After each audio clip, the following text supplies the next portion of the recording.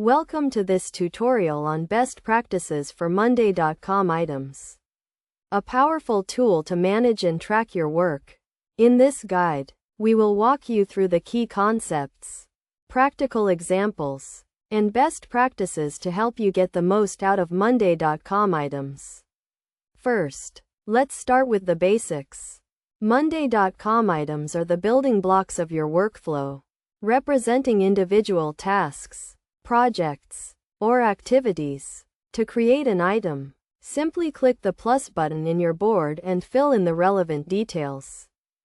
When creating items, it's essential to keep them concise and descriptive. Use clear and specific names, and include relevant details such as deadlines, assignees, and priorities. This will help you and your team quickly understand the purpose and status of each item. Next, let's talk about item structure. Monday.com allows you to organize your items into groups, which can be used to categorize and filter your work. Use groups to separate different types of tasks, such as meetings, emails, or projects. You can also use sub-items to break down large tasks into smaller, manageable chunks. Another crucial aspect of Monday.com items is automation. By using automations, you can streamline your workflow and reduce manual effort. For example, you can set up automations to assign tasks to team members, send notifications, or update item statuses.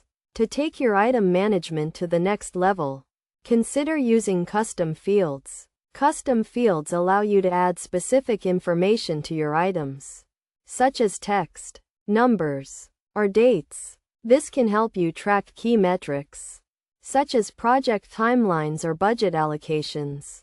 In addition to these features, it's also important to establish clear workflows and processes. Define the different stages of your workflow, and use Monday.com's status column to track the progress of each item. This will help you visualize your workflow and identify bottlenecks or areas for improvement.